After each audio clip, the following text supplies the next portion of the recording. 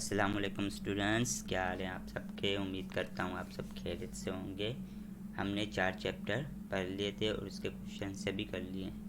अब इन 4 चैप्टर में 5 descriptive question answer means के लॉन्ग क्वेश्चन आंसर हैं और वो आपने कॉपी में लिखने हैं।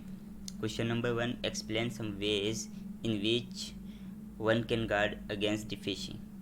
कुछ ऐसे वेज एक्सप्लेन करें जिससे हम फिशिंग से बच सकें। फिशिंग क्या है? फिशिंग एक फेक वेबसाइट होती है और वो look like the actual website की तरह दिखती है। ठीक है, जैसे बैंक की वेबसाइट है, बैंक की वेबसाइट लुक लाइक। अब ये फिशिंग वाली वेबसाइट सेम टू सेम होगी। तो आप कैसे उससे बच सकते हैं?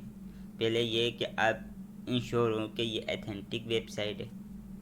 दूसरा ये कि जब आप URL पे टाइप करते हो वेबसाइट, तो आपको पहले क्या लिखना है, https:// उसके बाद जो सर्च कर रहे हैं वेबसाइट वो करेंगे। इससे क्या होगा कि आप जो वेबसाइट सर्च कर रहे हैं वो सिक्योर होगी। जब आप https लिखेंगे तो URL के कॉर्नर पर या एड्रेस बार के कॉर्नर पर एक लॉक का निशान होगा जो ये जाहिर करेगा कि आप जो आप इंफॉर्मेशन दे रहे हैं या आप इन वेबसाइट सर्च कर रहे हैं वो सिक्योर है। अब ये एक और इम्पोर्टेंट बात है कि it's important to caution and avoiding entering confidential और सेंसिटिव डेटा। ये बहुत इम्पोर्टेंट है कि आप अवॉइड करें, अपनी कॉन्फिडेंशियल डेटा इंटर नहीं करें जब तक आप ये इंश्योर नहीं हो कि आपकी वेबसाइट अथेंटिक है या नहीं। अथेंटिक है तो आप इंटर करें, अगर अथेंटिक नहीं है तो आप इंटर नहीं करें।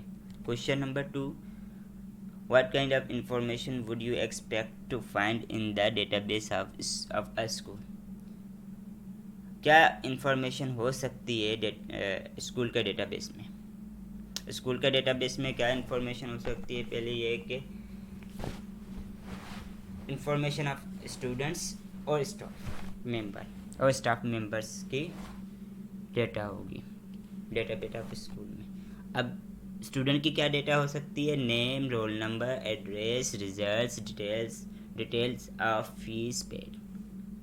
ठीक है, उसके बाद जाहिर सी बात है स्कूल का डेटाबेस बना रहे हैं तो टीचर्स की भी डेटाबेस बनेगा। टीचर का डेटाबेस क्या है? इंटर एग्जामिनेशंस रिजल्ट्स और डेवलपमेंट परफॉर्मेंस ऑफ रिपोर्ट्स।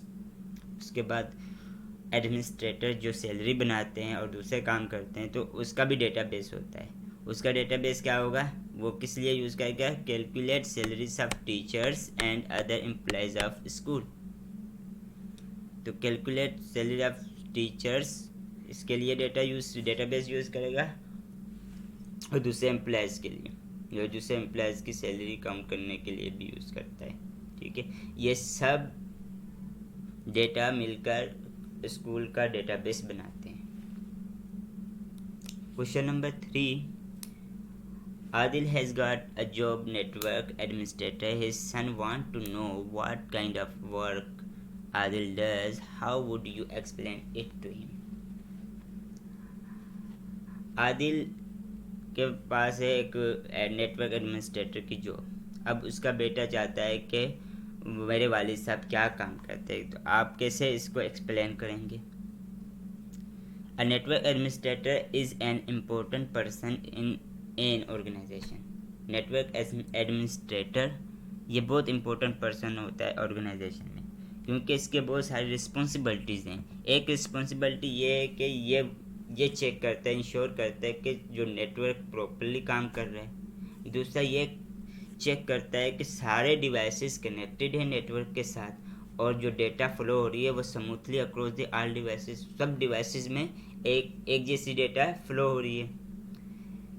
तीसरा काम इसका ये है कि कोई भी प्रॉब्लम आ जाता है, जैसे एक पीसी है डिस्कनेक्ट हो जाता है नेटवर्क के साथ, तो ये चेक करता है और जो डिस्ट्रप्शन होती है डेटा ट्रांसफ़र में वो भी चेक करता है और उसको सही करता है। और चौथा ये काम है कि ये रिप्लेस करता है डैमेज कंपोनेंट, जो कंपोनेंट क्या है, हब, स्विचेस एंड राउटर्स, ये इसे चेंज करता है नेटवर्क के अंदर। ये रिस्पॉन्सिबिलिटी है आदिल की, मतलब के नेटवर्क एडमिनिस्ट्रेटर की। Question number 4, can you think some uses of embedded technology? का आप सोच सकते हैं कि क्या एम्बेडेड टेक्नोलॉजी के यूजेस हैं फ्यूचर में? डिस्क्राइब टू सच यूजेस, और कुछ यूजेस बताइए दो। Embedded technology can be use identify people at airport. Embedded technology हम यूज़ करेंगे जो पीपल इंटर होता है एयरपोर्ट में उसको आइडेंटिफाई करने के लिए। अब क्या करेंगे, एक पीपल का पासपोर्ट होता है और आईडी कार्ड होता है, उस पासपोर्ट और आईडी कार्ड में RFID हम चिप इंस्टॉल कर देंगे। जब पर्सन एक जैसे ही इंटर होगा एयरपोर्ट पर तो वो डिटेक्ट हो जाएगा, उसके आईडी कार्ड उसका पासपोर्ट डिटेक्ट कर लिया जाएगा और एकदम से उसे अलो कर देंगे। इससे क्या होगा, एक तो सिक्योरिटी इम्प्रूव है और speed up of checking in process, checking का प्रोसेस भी स्पीड अप हो जाएगा। जाहिर बात है मैनुअल हम चेक करते हैं तो सिक्योरिटी के भी इशू होते हैं और टाइम भी लगता है। इससे टाइम हमारा बचेगा और सिक्योरिटी की भी इम्प्रूवमेंट हो जाएगी। Embedded technology can also use trace object in factory. Embedded technology हम यूज़ करते हैं फैक्ट्री में ऑब्जेक्ट को ट्रेस करने के लिए। And track them after they are sold to customers. और उसके बाद हम इसे फिर भी ट्रैक कर सकते हैं जब हमने एक ऑब्जेक्ट सेल कर दिया है, मतलब बेच दिया है कस्टमर को, तो जो कस्टमर लेके जा रहा है जिधर भी लेके जाएगा हम उधर उसे ट्रैक कर दें। क्यों? क्योंकि हमने ऑब्जेक्ट के साथ एक चिप लगा दी है, अब वो ट्रेस करेगा। ये दो इसके यूजेस हैं। अब क्वेश्चन नंबर 5, इसका मैं ओवरव्यू ऐसे ही दे देता हूँ कि क्वेश्चन नंबर 5 ये है कि साकिब डाउनलोड करना चाहता है इंफॉर्मेशन वेबसाइट से। अब इसके पास है लैपटॉप और ये कॉफ़ी शॉप पर बैठा हुआ है। अब ये कैसे पॉसिबल है कि साकिब लैपटॉप चलाए विदाउट वायर्स और केबल के और एक्सेस करे नेटवर्क को विदाउट वायर्स और केबल्स के? Is that possible? Yes it is possible, ये पॉसिबल है। क्यों? क्योंकि जब Saqib is able to run his laptop without any wires और केबल, साकिब अपना लैपटॉप चला सकता है वायर्स और केबल्स के अलावा। कैसे? कि लैपटॉप के अंदर बैटरी लगी होती है, वो 3-4 घंटे चल जाता है, ठीक है। वो बैटरी होती है तो क्या हुआ कि ना वायर्स की ज़रूरत पड़ी ना केबल की ज़रूरत पड़ी, तो साकिब अपना लैपटॉप चला सकते हैं। अब दूसरा क्वेश्चन ये है कि क्या कैसे साकिब वाईफाई को कैसे साकिब इंटरनेट को एक्सेस करेगा? वो वाईफाई के थ्रू एक्सेस करेगा without any, wifi means wireless, ठीक है।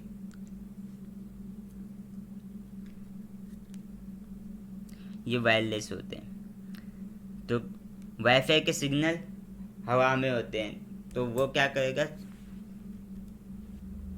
उसको कैच करेगा और इंटरनेट चल जाएगा।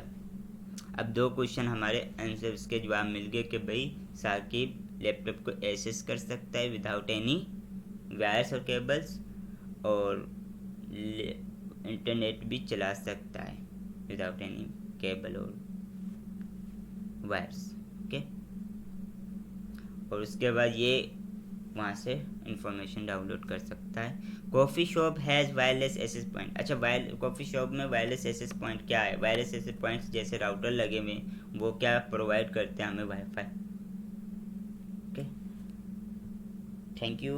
और जो भी क्वेश्चन अगर आपको समझ नहीं आ रहा तो आप कमेंट कर सकते हैं। ये 4-5 क्वेश्चन आपने कॉपी में लिखने हैं, इसकी हेडिंग आपने लिखनी है डिस्क्रिप्टिव क्वेश्चन आंसर और long question answer. Thank you.